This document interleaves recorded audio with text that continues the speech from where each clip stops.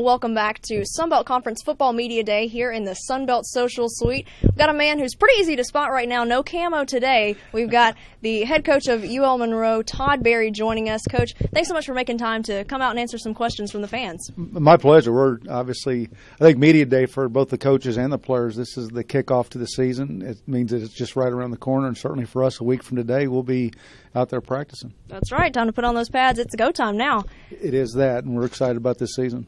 Well, of course, we got to get into this season opener. Of course, it's going to be August 28th at home against Wake Forest. You guys have some pretty big plans for this game. We do. We're hoping that it can be very much like our Baylor game from a couple years ago, where we were actually on national television, as this one's going to be.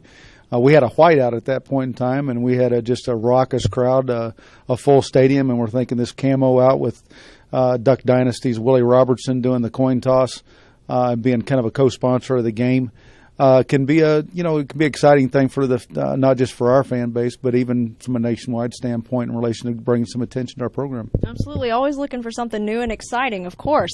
Well, let's go ahead and jump into some of these questions that we've gotten from some of the fans. We've got Matthew Pettit on Twitter. Is there any quarterback competition between Brayley Brown and the new transfer Pete Thomas for that starting job? Yeah, there's always competition between every position. I don't know any coach that's going to stay very long any place without competition, and we're fortunate that we, I think, have a very, very good room. We brought in Pete Thomas, as you mentioned, a transfer from North Carolina State, and I think Pete's going to be immediately competitive, but we're not going to anoint anybody at any position. That's kind of what practice is all about, and we've got 8 quarterbacks in our program, and so that means there's about a 12% chance of each one of them getting the starting job. Well, now, do you feel that any of these newcomers will be some of these guys that are going to have an immediate impact on the team?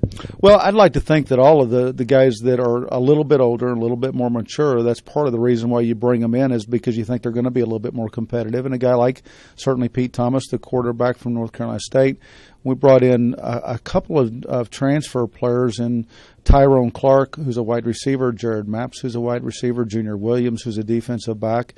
That I think are going to make some impacts. Junior and Tyrone were both in our program this spring. For Jared Mapps, he came in this summer and at a position where we needed a little bit more depth at receiver, and I think we might have found that in him. A couple more questions from Patrick Dunnigan on the Sunbelt Conference Facebook page. We just talked about those newcomers, but then also who is it that really stands out in your mind as a leader on this team? Some of those guys who have been with the team and are a little bit more seasoned veterans. Yeah, we're fortunate. This is probably the most mature team that we've had. This is a team that actually has more game experience than anybody else, any other team that we've had.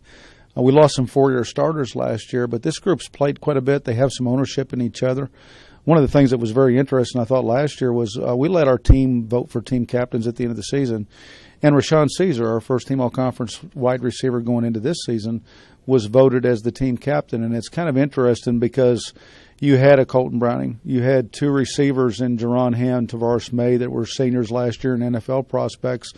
Josh Allen, who's now with the Tampa Bay Buccaneers. But a lot of those guys were injured last year, and Rashawn really had to step up during those injured time frames for the rest of the football team, and he did. And in the process, here's a guy that I think really steps out. Ray Stovall, our linebacker, who's been a 3-year starter for us, knows the defense in and out. He's got unbelievable credibility with our football team, not just in what he's done on the field, but here's a young man that's already graduated. He's already been working on his master's for a year. And he is kind of the epitome of what you want your student athletes to be like. And so we're fortunate to have some great leaders and excited, obviously, for them to continue that role because that's such an important role for every team. Absolutely. Now, a couple of newcomers to the Sun Belt this season with the addition of those teams that are being added. So what kind of differences does that make in trying to prepare for those new teams? Of course, you know the people in the Sun Belt, but now you've got a couple more to prepare for that you don't have as much experience with. No, and that's true, and I think that is difficult because I think that you're looking at one of the things that's been so enjoyable in the conference is we've had some outstanding coaches, outstanding programs, and that's going to continue, obviously.